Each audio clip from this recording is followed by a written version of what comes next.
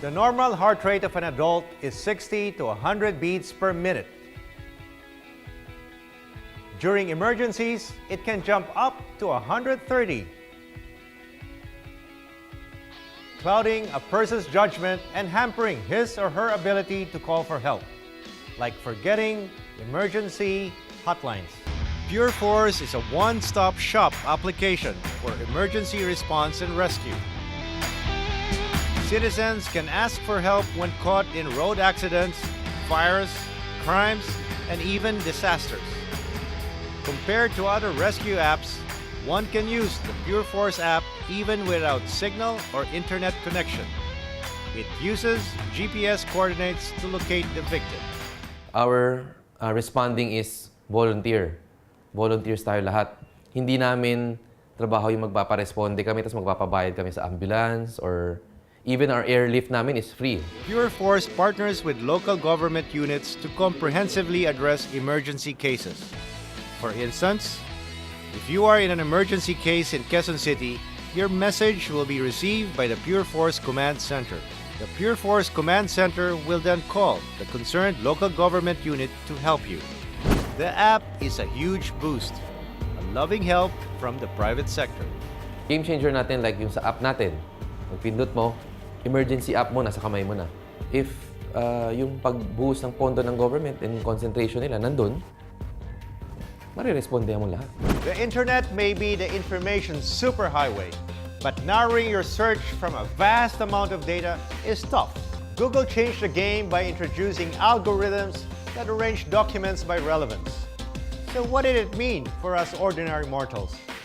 Well, we became Google Smart. To change the game in web search, Stanford students Larry Page and Sergey Brin worked out a search engine called BackRub, which uses backlinks to determine page relevance. Before you search something on Google, it has to be there first.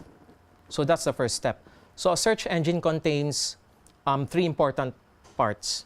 The first part is the crawler or a spider. So the crawler or a spider is a piece of software that navigates through the internet. It works by selecting popular websites, and then what it's going to do is that it's going to search for relevant words from that website and store it. And what it does next is it visits hyperlinks. Hyperlinks are links to other websites. So it visits the hyperlinks of that popular website, and then it visits those other websites, and it repeats the process. In 1998, it was named Google, a twist on the word Google, a mathematical term for 1 followed by 100 zeros. Today, thanks to Google, we can now get the exact information we want in just one click.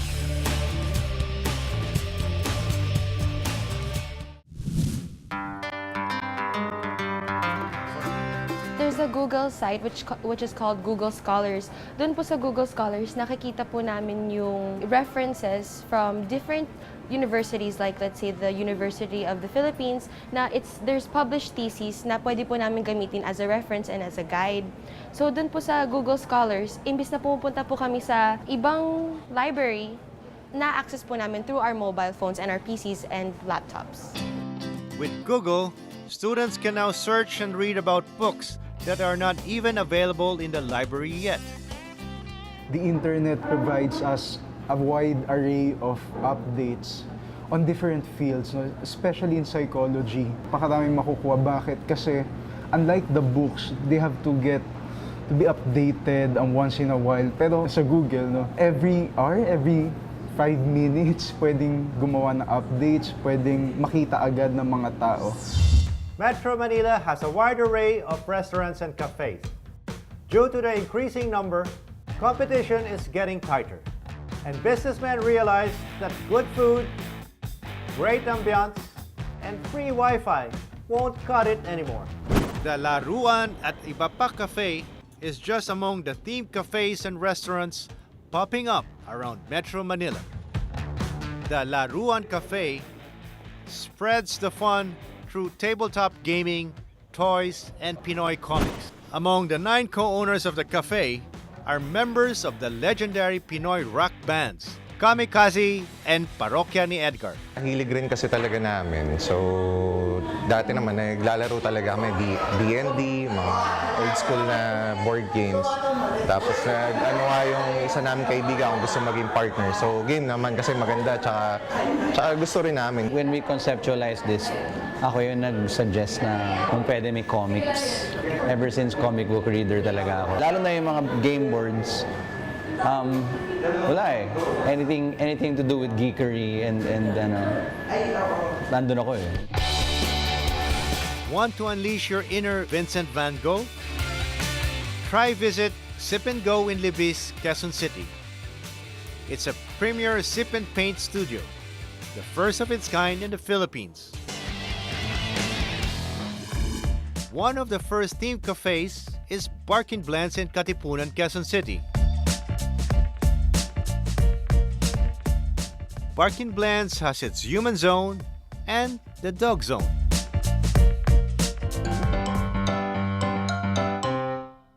If you're a cat person, however, Cat Cafe Manila is the place to be. Cat Cafe Manila is like any other coffee shop or cafe where you can enjoy food and drinks, but be with the cats in a relaxing and distressing environment. So you can play with them, get to know them.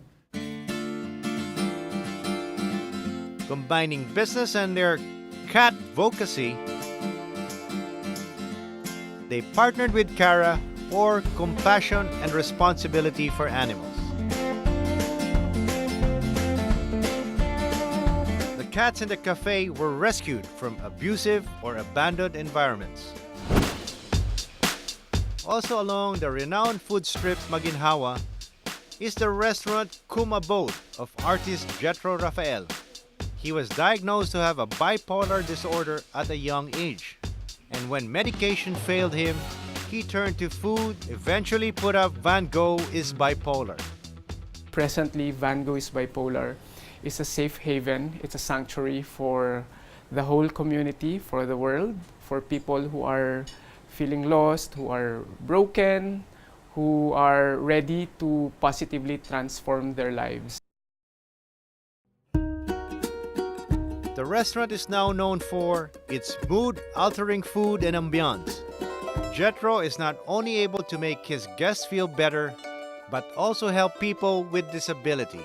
These new ventures in restaurant concept and eating experience is definitely a trailblazer. They're willing to venture in a field that's not popular and that caters to very special segment of the population. And she is positive that there will always be a market from this progressive approach. The changing trends in the industry only show that the market is going strong. And it all stems from the Filipinos' genuine love for good food and good company. Before I go, remember, anything, any idea, anybody can be a game changer. Are you?